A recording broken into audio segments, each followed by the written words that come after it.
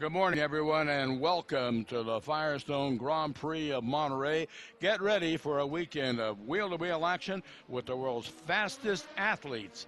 On behalf of IndyCar and the NTT IndyCar Series, we're excited to welcome you back to the track. First out on the track this morning is race 3 for the Blue Marble Radical Cup North America. There are 3 different classes. One of the championships was decided yesterday, but 2 championships come down to this final race that will be 45 minutes. Joining me in the booth is Tom Drewer, Global Motorsports Director for Radical Group. Good morning, George, and welcome to WeatherTech Raceway, Laguna Seca. Thank you, Dick. Look, it's great to be here, and my nerves are building. If you're around this racetrack, quickly grab yourself a cup of coffee, maybe a breakfast sandwich, and then head on down trackside, because the final race of the 2023 Blue Marble Radical Cup North America Series is about to get underway. Would you believe we're at 17 minutes in to, or 17 races rather, into this season, and only 1 point separates Nick Persing, Danny Dashelski, who are both vying for the outright championship as well as the Pro 1500 class championship. So everything's to play for. Another couple of guys to look out for. Ken Savage had his lead in the Pro 1340 championship cut into significantly yesterday after having an altercation with his G-Tech teammate in a couple of the opening tours. Ken Savage leads by just 7 points now over Jace Bacon. So watch out for that action. And then finally, another note in terms of championships. Vying for the 3rd place in the championship in Pro 1500, Greg Gorski is about 14 points ahead of Robert Soroka. So we'll see if the young Canadian, who took a win in the opening race here this weekend, can possibly do the job. So they're going to handle it, the next IndyCar next? They will both, yes. Both guys will. Right. Well, we're going to see 2 pace laps here, and hopefully we'll get the green on this second of 2 pace laps. Tom, you got a chance to talk to the drivers after yesterday's race. What did they have to say? Well, everyone was just super excited. To have a championship, a year-long championship, come down to the wire is something very, very special, and we don't often see it. Of course, the IndyCar Championship wrapped up last week at Portland, and to actually go down to the final race, it will come down, hopefully, to the final corners. This is going to be an epic battle between 2 young kids that are trying to make a name for themselves here in North America motorsport. And they've certainly done a fantastic job so far this year.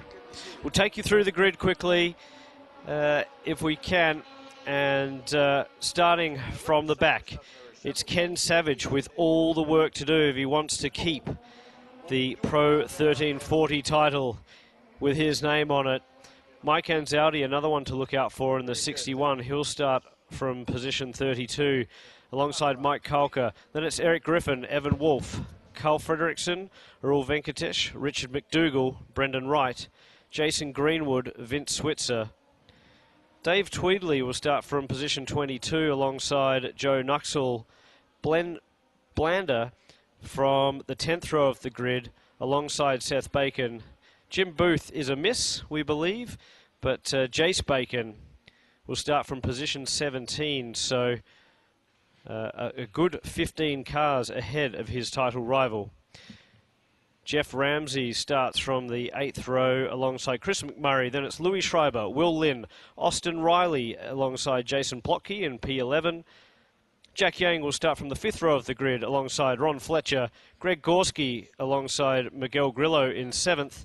Wayne Williams will start from the 3rd row of the grid alongside Robert Soroka. Aurora Strauss is on the 2nd row of the grid alongside Nick Persing, who's fighting for that championship battle with the man who was 2nd fastest in yesterday's race, Danny Dashelski, who will start alongside John Field. 35 cars lining up to take the green, and they're already side by side, 3, 4, 5 wide as we come to the green here at Laguna Seca and go underneath the bridge on the main straightaway. We've actually had a spin at the start of this race, so even before the cars cross the start line, we've had a small altercation as it appeared that the fog is pretty heavy, and it does appear that the 24 of Greg Gorski was caught out wide on the exit of turn 2, 3 wide again as they go into turn 3. We'll wait and see where our championship rivals. There's Nick Persing. We'll see where he is compared to Danny Dashelski on this opening lap. My guess is that there was contact that was involved in that spin. The fog is lifting, and it's obviously safe to run, although it may look a little foggy in some parts of the course. There is line of sight from corner to corner, so the workers are able to see each other and deploy flags if needed. So John Field is in the lead of this motor race. And then we're back to, it looks like Wayne Williams. Danny Dashelski sits third through the corkscrew for the first time. And then it's Aurora Strauss with Nick Persing with some work to do. He's got to get back onto the gearbox of Danny Dashelski. Whoever wins or is in front of those two will take the championship. And immediately Persing with the move on Aurora Strauss. So one clear. Now he's got just to catch up to the man in front. Side by side, Miguel Grillo goes with Aurora Strauss. So the battle for the minor places and the podiums in Pro 1500 heating up. Greg Gorski did survive that moment on the opening lap as the fog is really thick now down into turn 2. And you can see the cars jostling for position behind Persing. So he's absolutely clear of the other Pro 1500 competitors. But Dashelski in the box seat for this championship at the moment. Now that's an eerie picture. The fog has settled down in that bowl in the infield. As they climb the hill and get higher, they get above it, and soon the rest of that fog will burn off. Absolutely, and you can see even through 3, it lifts almost immediately. Lights ablaze on these cars. Now what we haven't mentioned is, unlike yesterday's 2 races, which were straight sprint fights, this one features a mandatory pit stop. So about 15 minutes into this race, Bo Barfield will call the pit window open, and then teams will have around about 10 minutes to stop. It's going to feel like an eternity as the cars come down into the pit lane and remain stationary for around about 35 seconds or so, and then rejoin the race. It's an opportunity, of course, for some of these drivers to make up track position. It's another opportunity for others to of course, have a moment or two and perhaps fall down the order. It typically throws a cat amongst the pigeons, and we saw just there a big plume of dust as Wayne Williams had a moment. That held up Dashelski, though, I think. So they have to come in. There's a 10-minute window within which they have to come in, complete their stop, and go back out on track. Are they allowed to make any adjustments to the car? They are free to work on the car during the pit stop. There's no mandated tyre change or anything like that, but absolutely teams are free to work on those cars. They've got some other regulations in terms of number of personnel that they do have to be careful of. But right now... And there's a time limit within which they must be stationary. They can't exceed a time limit. There is a time limit between the pit in loop and the pit out loop, so which is 60 seconds. So that's the delta that every driver and team is trying to hit. And it certainly prepares these drivers for what may come in their motor racing careers. In fact, Nick Persing saying that it was very, very important to him to learn the pit stop process. Persing all over the back of Louis Schreiber. You can see there Aurora Strauss being followed with the red lights ablaze as we've got a car off in the gravel at the exit of turn 9. That's a tricky corner. It's a reverse camber turn, so gravity would tend to want to push you off to the outside driver's right. That's right.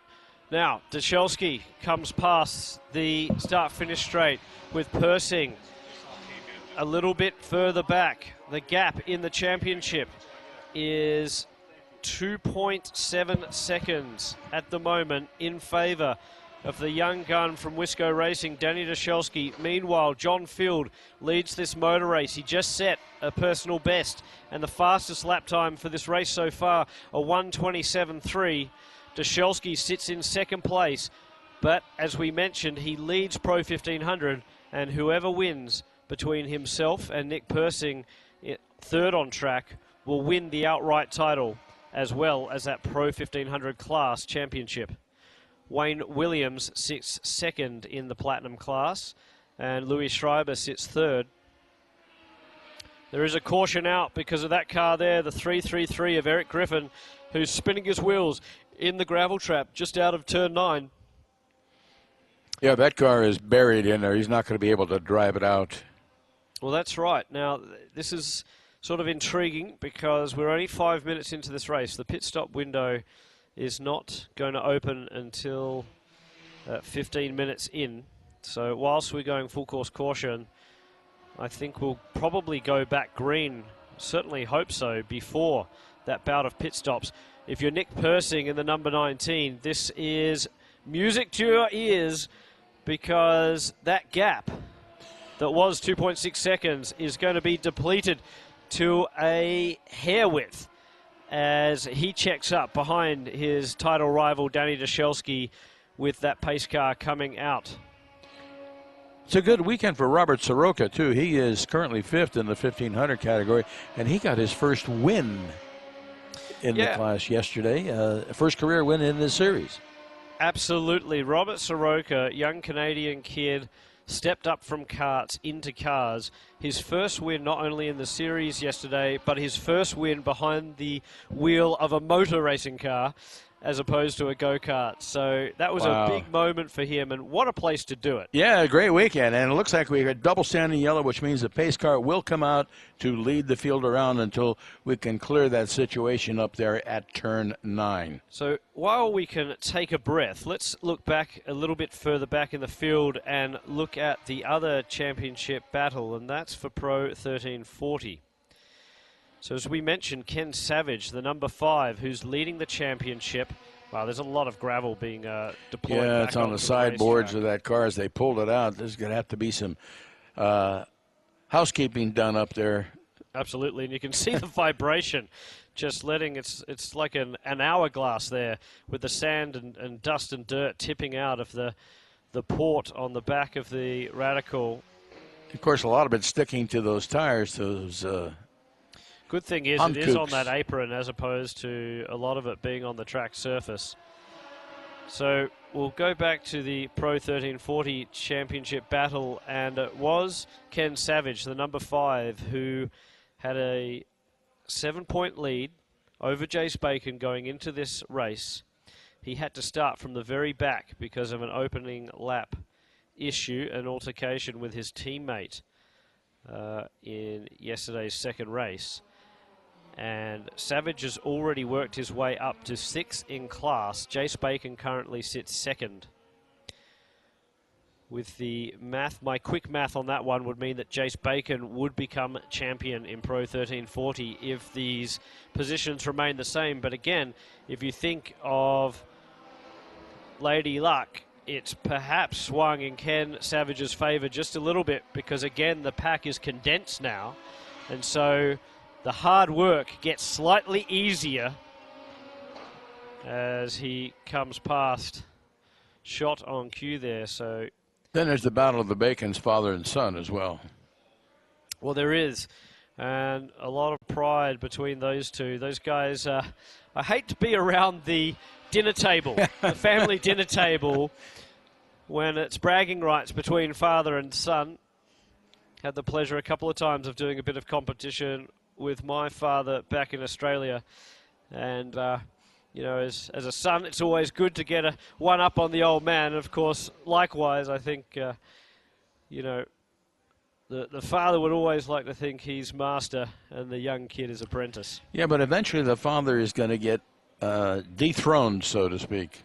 Well, that's it, and maybe hard to accept, but it's inevitable. And I think over 6 events this year, it's fair to say that Seth Bacon, who's a fantastic driver in his own right, has possibly been dethroned already by young Jace Bacon, as the drivers are weaving around, just trying to keep the top surface of those Hankook tyres clear of the marbles and just get a little bit of surface temp. I think we're going to go green. The pace cars started to gap the field a little bit, and with that tire scrubbing, maybe they've gotten the word that they're going to go green. They're trying to get some temperatures up on those Hankooks before the green flag does wave. Coming down through the corkscrew now, the pack should be down in turn 9 by now. It's just such an amazing shot, isn't it? You can see the front of the car just pick up a little bit as we're 10 minutes into this race. Pace car's off. The pace car is in. Now, what does John Field do? You can see already Nick Persing right tucked up behind Danny Dashelsky as they go into the final corner. What will Wayne Williams do? He's going to potentially motor past these two Pro 1500 drivers, and he does go to the outside. Persing to the inside, tucked up underneath Dashelsky. And you can see down into turn 1, Wayne Williams does the valiant thing and keeps out of that fight. But Persing now, with his title rival in front, what would the pressure be like for that young man from California? He's got a whole lot of family and friends out here. He did the job yesterday, got back in the lead of the championship, but right now the championship is in front. He's chasing down not just Danny Dashelsky, but if he wants to take the title and the big trophy home, he's got to make a move. And as Dashelsky said yesterday, it's very, very hard to pass around this circuit when you've got guys that are just hitting their marks lap after lap. I was so impressed with the performances of both those young men. So we've got a slow car on track, and that's almost caused a little bit of chaos for the front runners there. I think that's the 333 that we saw off track earlier. Trying to stay out of the racing line. So trying to do the right thing. Soroka almost gets his nose chopped off by Miguel Grillo. And Robert Soroka and Miguel Grillo, another superstar this weekend, a local, Miguel, and runs out at Spring Mountain Country Club as well, and has come in here with a vengeance, took a podium position in yesterday's opening race. Definitely raised a few eyebrows from the guys that have been running all season long. Right, Louis Schreiber in the mix as well. So now the 3 Platinum class cars running line astern. That's Field, Wayne Williams, and Louis Schreiber has actually just eclipsed Danny Dashelsky after they got past the timing post. And Louis Schreiber has come back with a vengeance in this one. He had a mishap, a fuel pressure trip yesterday thanks to a small mechanical failure. And he's come back storming up through the field and now sits 3rd on the racetrack behind Wayne Williams. That's a 3-way fight for the final top step of the podium here in the Blue Marble Radical Cup 2023 season.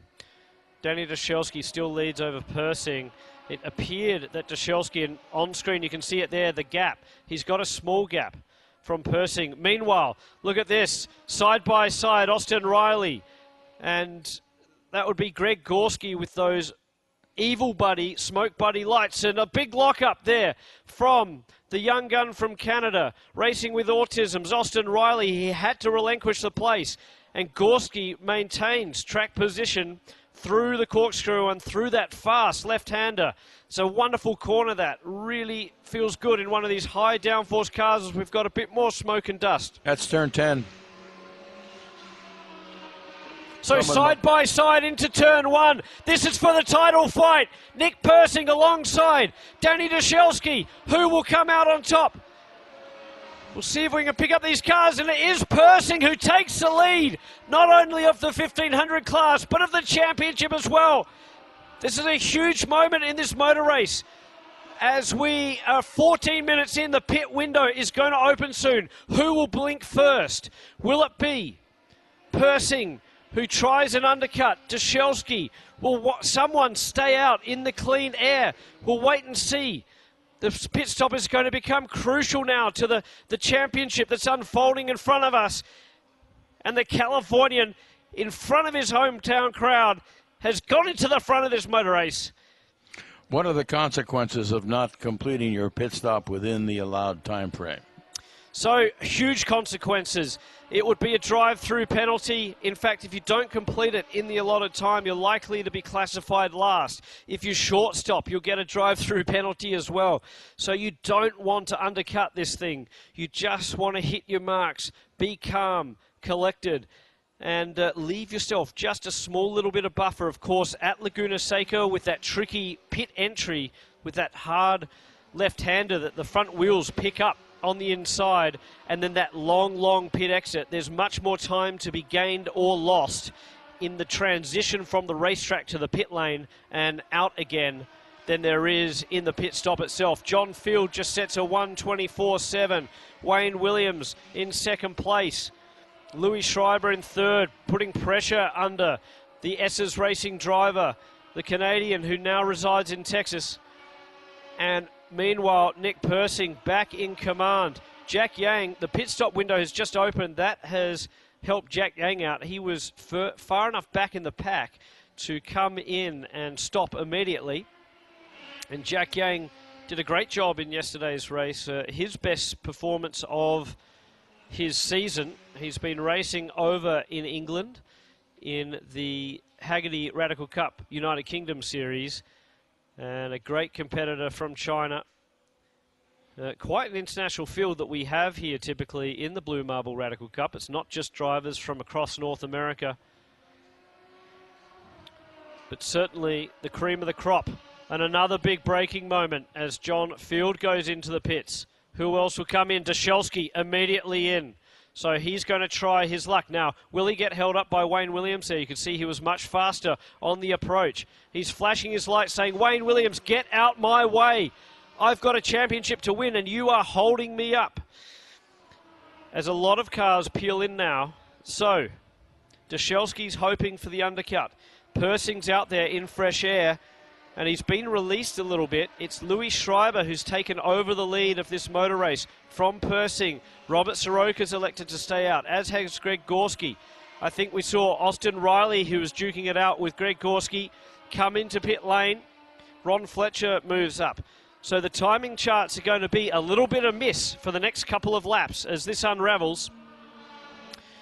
We'll wait and see who does it. Who cracks under pressure, the pressure of the pit stop? Who dumps the clutch and perhaps stalls it? John Field is calmly trundling down pit lane as he makes his way back out onto the racetrack. Wayne Williams not far behind, so he's definitely caught up a little bit of track position. The 88 of Dashelsky is out. So now, will Persing come in straight away? We'll wait and see. We just saw him go through the corkscrew. There he is. Well, that might be actually his teammate. No, that is Persing. So Persing elects to stay out for another lap.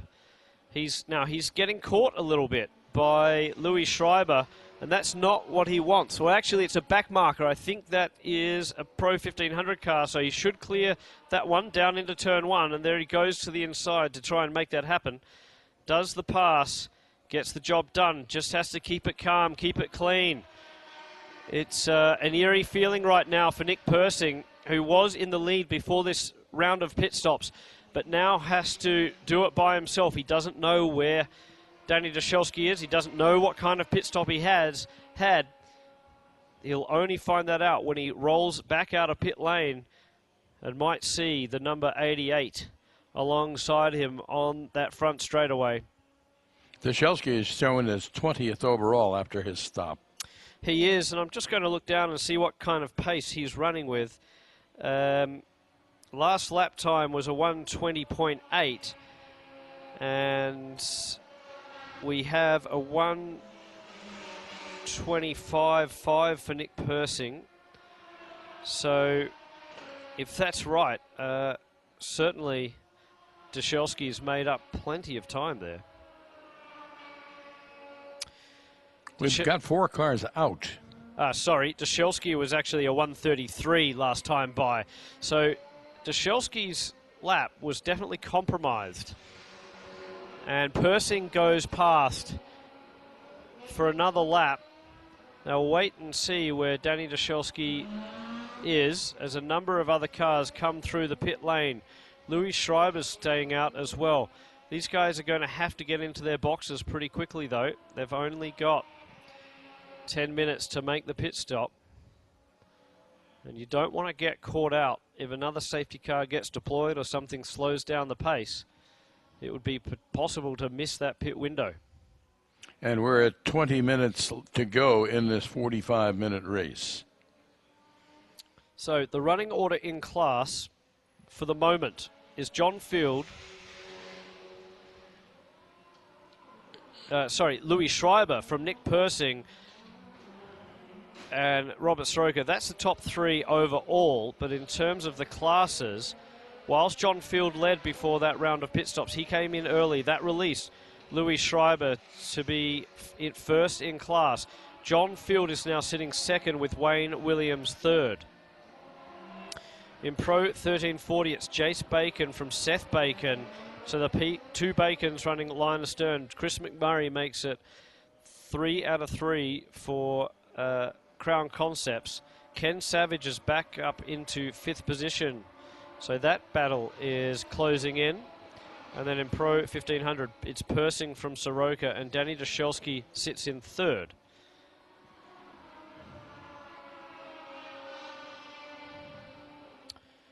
So now we get to see who's coming out on top of these pit stops. And that, I believe, was Persing going through screen.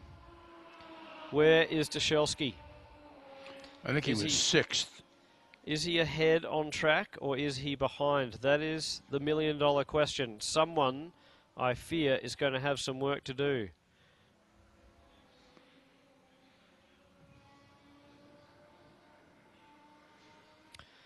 All right, Miguel Grillo is running strongly in Pro 1500. And Soroka's putting in some fast times as well. So Persing goes through the corkscrew for one more time. And he's getting held up here a little bit. Does take another lap there.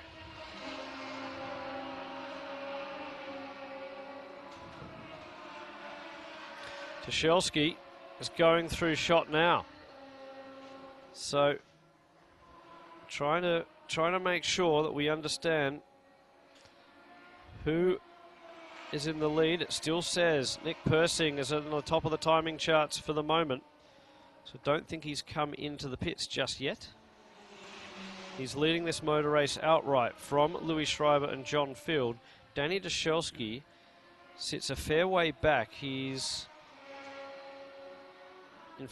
over a minute back. So Persing will probably have to pit on this lap to get within the window.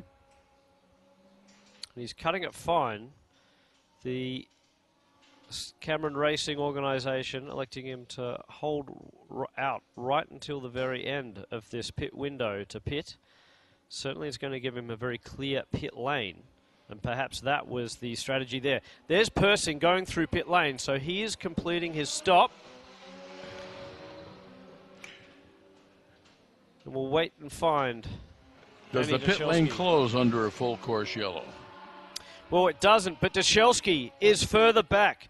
So, coming in later in this motor race has worked for Nick Persing. He's come out ahead of his title rival, Dashelsky, who we saw get held up in some of those early laps after he pitted. In fact, he got held up big time in the pit lane as well. And it would appear that Persing has come out with a significant lead over Danny Dashelsky. Well, I think we'll have to wait for another lap for the timing. But there he is on screen, the number 19 of Nick Persing. For Cameron Racing, Radical Northwest. He comes up over the crest and approaches that wonderful corkscrew. And down through it, you can see the right-hand front wheel lift off the ground. And he'll go through that high-speed left-hander after it. Into the second to last corner he goes, catches a little bit of traffic. He's got plenty of pace, so you can see how much speed he carries through turn 10, and he's right behind the gearbox of Louis Schreiber, whose lights are ablaze. So it's John Field who starts another lap. Louis Schreiber, and then Nick Persing. Where is Danny Dashelski? Wayne Williams has gone through. Dashelski is behind Soroka. So somehow in all of this, Soroka has eclipsed Danny Dashelski. Disaster for the Wisco driver. The 88, who's been fighting with Nick Persing all season long, has so much work to do with 14 minutes on the clock remaining.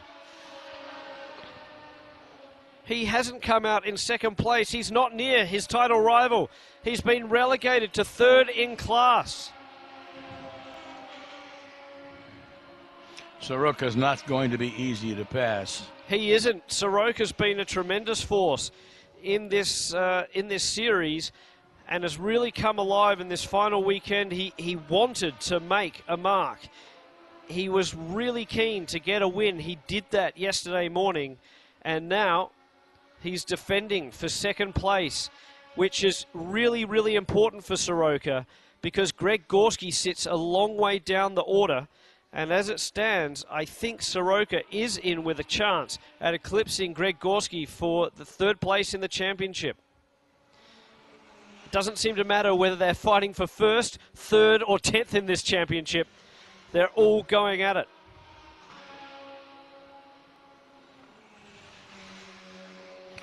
Persing is shown as third, and Dashelski is shown as sixth overall on the timing monitor. That's right, and I'm just going into a couple of details here to see if I can see the pit stops. And Persing is good on that pit stop. It was actually a little bit of a slow stop for Persing, would you believe? He did a 1 minute and 2 second pit stop, so nice, cool and calm. Just trying to pick up where Dashelski went wrong as John Field sets a 1:23.1. As we mentioned yesterday, the Hankook rubber tends to come on, and it's doing so. Right, how's it going in Pro 1340? We'll answer that in a moment. Chris McMurray looks like he's leading that class. And he is indeed from Seth Bacon, Ben Blander, Jace Bacon's back to fourth. Behind him is Ken Savage. Now that is what Savage needs.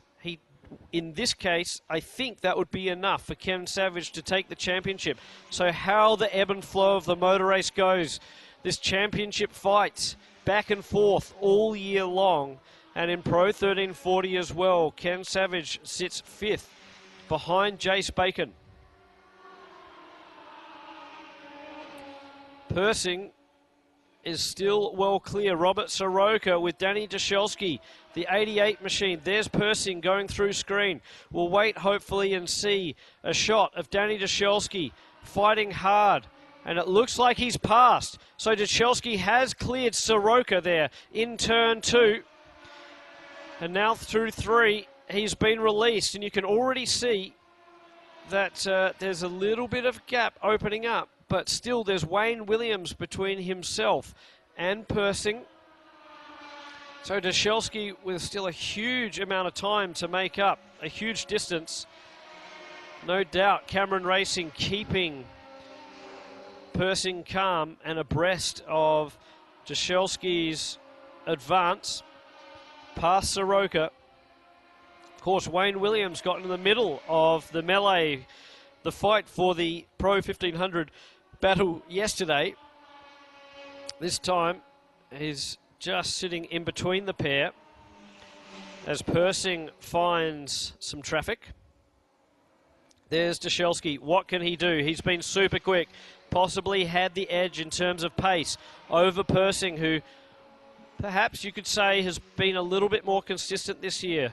Been a little less unlucky with some of the yellow flags and other little technical details, but that's what it takes to win a championship. You don't always have to win the maximum amount of races. You have to collect the maximum amount of points. And both these guys really deserved, whichever way this goes, they can be proud of what they've achieved this year. Now that was a slow car, yeah. and that caught my breath because a red car. I was hoping that wasn't Persing. It wasn't, but obviously an altercation as they start that climb up the hill. There's Persing come through. Shot as we've got. That was Seth Bacon. Off in the corkscrew. Seth Bacon off in the corkscrew indeed. He took the Alex Zanardi line. He did, but with no advancement. I tell you what, it's amazing, isn't it, how one move is going to be talked about for the rest of eternity. That fantastic move. And what is it about old school motor racing? If you passed on the grass or in the dirt, you were a hero. I think often with some of these modern racetracks, with all the paved runoff, we miss out on pure racing because all this silly track limits nonsense can be avoided with a bit of grass or a bit of gravel, as we see here. And that's what makes it challenging for these guys. They've got to be on the limit, absolutely picture perfect, hitting their marks.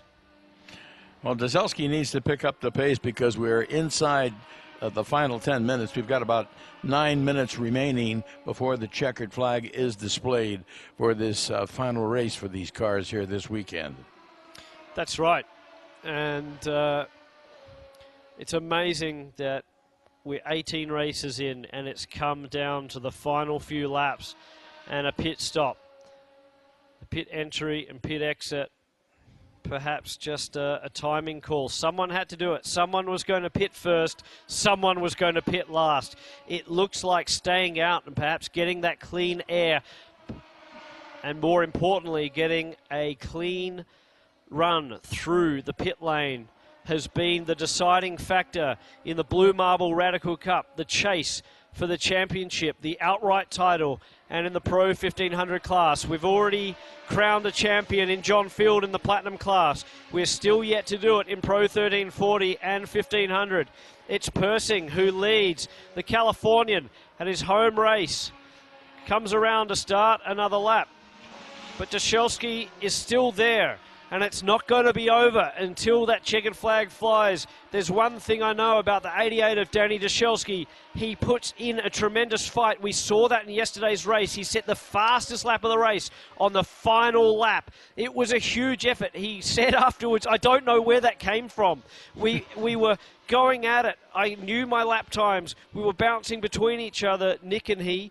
And all of a sudden on that final lap, he pulled out a lap time that was about half a second faster than he'd toured this place all weekend long. Grillo sets a personal best with a 1:25.1. That's a very good lap time. Dashelski has done a 1:25 flat. And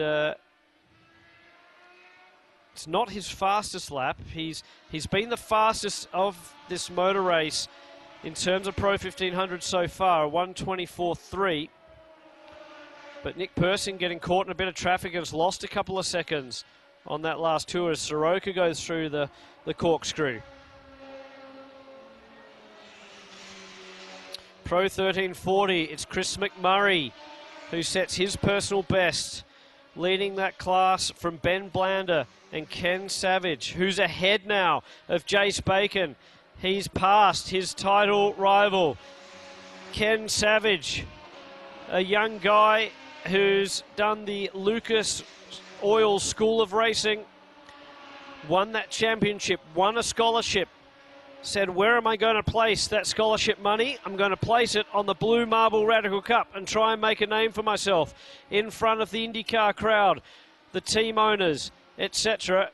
And he's doing so. Ken Savage, who's stormed up through, surely that's got to be the Sunoco hard charger from the absolute back of the pack as we have a full course caution. With 6 minutes to go, the lights are on the safety car, the yellow flags are out, and the caution flags fly. Who's come a cropper around WeatherTech Raceway, Laguna Seca? We'll wait and see. There was something happened down in turn 3, I believe. I saw some dust from one of our camera angles. Now, if the timing screen is right, I'm trying to sight this on the screens and on pit straight, but it would appear that Dushelski is now right behind Nick Persing. That huge gap that Persing had built up through the round of pit stops annihilated with this full course caution. We'll wait and see if there's any traffic between them. That might be more critical because they were going through the back markers. They were approaching a number of slower cars, and a emergency vehicle out on course. Of course, passing is not allowed with the full course yellow, so if there is a slower car between them, there's nothing that Dushelski can do about it. And there is, and it's a rule Venkatesh, and would you believe that is Nick Persing's teammate? Gee, I wonder if he's going to move over. I wonder if this is going to be Don't think that's going to happen. Sergio Perez moment, just like with Max Verstappen. Will a rule Venkatesh make that SR3 XXR the widest possible car? I wouldn't be surprised if Steve Cameron's on the radio instructing his number 2 driver that he is going to play a big role in this motor race now. But how would you feel if you were Nick Persing? 1 minute ago, everything was calm. You were in the box seat. You'd done the job. The championship was in sight. And now with 4 minutes on the clock, it's quite conceivable that we could get one more lap of green flag racing and all that hard work unravels and it swings back into Dushelski's favour. But then you'll have the likes of Robert Soroka, Miguel Grillo, Aurora Strauss, Ron Fletcher, Greg Gorski. All of these guys are running very, very closely together, and they're all fighting for the minor places in Pro 1500. There's pride on the line. It's not just about the trophies. Everyone with something to play for. We mentioned that Soroka has to finish a number of places ahead of Greg Gorski if he wants to take third in the Pro 1500 Championship. And what about Jace Bacon? He sits behind Seth Bacon and Ken Savage. Jace Bacon could be in with a chance as well to get back in the title fight. Jace is a pretty fierce competitor. Austin Riley comes into the pit lane. Pace cars got to stay out for another lap as we just get under 3 minutes remaining. And disaster for Ryspec Racing and Racing with Autism. Austin Riley was part of whatever chaos ensued to cause that full course caution. A bent rear wing frame on the number 20 machine, and that will be game, set, and match for Austin Riley. Young kid with a big story. If you want to check out Racing with Autism, that kid has started a movement around the world and is inspiring lots of kids with autism to prove the point that just because you're born with a few more challenges in life, that you can still make the most of it. Came out and won the outright championship last year. He sits now and contemplates life from the pit lane. But our reigning champion is in the box seat to watch a new champion being crowned. Who will it be, Persing or Dushelski? There's 1 minute 45 on the clock. Can we go green, or will this end under caution? You know Bo Barfield up in race control will be doing everything possible to get this race to go green. This could come down to a one-lap dash. Yeah, if it goes green, it's probably going to be green and white flag at the same time for last lap. Talk about unreal. A whole year worth of competition, and it comes down to the final moments, the final minutes. And the final lap. We talked about that yesterday. Last race, last lap. Last race, last lap. John Field looks pretty antsy there. Even he wants to get going again. Now, unfortunately for Ken Savage, he's behind the leader, so he got lapped, and that sort of locked him into position. That's a bit of a get-out-of-jail free card for... Well, he certainly hasn't got the wave around, and he has got a bit out of get out of jail free card, because he's got a few cars between himself and his Pro 1340 rivals. We're running the clock down to 23 seconds. So I think this is going to end under the caution flag. The checker flag is being prepared. The champagne is going to be prepared for Nick Persing, Cameron Racing, Radical Northwest. The hometown hero from California. Time's up. Is going to cross the line in ahead of Danny Dashelski. He's going to be crowned our 2023 Outright Series champion. Nick Persing in the number 19. It'll be John Field who takes the win in the Platinum class. Louis Schreiber home second. Wayne Williams third, and Persing has done it. I don't think he can even believe it. He hasn't reacted inside the cockpit. He's probably checking everything to make sure he has come out ahead. Danny Dashelski, what would it be like in that cockpit? The full course caution has robbed him of a chance of trying to take that final step. But it's been an epic battle throughout the year, and he can be proud of everything that he and his Wisco team has accomplished. There we are, the unofficial results. John Field taking the win in the Platinum class from Louis Schreiber and Wayne Williams. That's the top three outright and in Platinum. Then it's Nick Persing, Danny Dashelski, and Robert Soroka, who takes a fantastic third podium position here in Pro 1500 from Miguel Grillo. Another outstanding result for him. Fourth in the Pro 1500 class from Aurora Strauss, Ron Fletcher, and Greg Gorski. Wow, it's going to be close between Soroka. I think he might have done it for the third place in the championship. Will Lynn in 11th position. Chris McMurray taking the win in the 200 machine. It's another outstanding performance for him and Crown Concepts here at Laguna Seca, winning in Pro 1340, and it's Seth Bacon who will take second place. Ken Savage who will take second place on the podium, with Seth Bacon third in the Pro 1340 class. And I think with that we have also crowned our 1340 champion in Ken Savage. So congratulations to G-Tech Motorsports. Of course, all these results unofficial until they go through tech, and we know things can change, but right now Ken Savage on top of the world as well. We go back further through the pack, and Jack Yang not quite having the run he wanted, nor so Austin Riley, who finished in the pit lane. Jason Greenwood making up a few positions there in the 529. And that has been 2023 in terms of the Blue Marble Radical Cup Series. We thank all our partners, USAC, Sunoco, Hankook, Motul, and of course Blue Marble.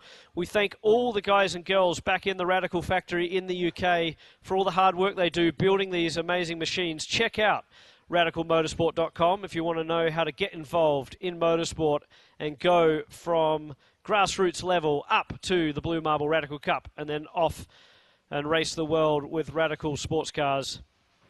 It's been a pleasure, Dick, to call that race. I'm excited to go down and crown some champions and taste some champagne. Tom, thank you very much for coming up and giving us a call. That you kept that exciting all the way through the entire 45 minutes, and the championships have been finally decided. Tom Drewer, Global Motorsports Director for Radical Group, he's on his way down to Victory Circle to talk to the winners and the new champions.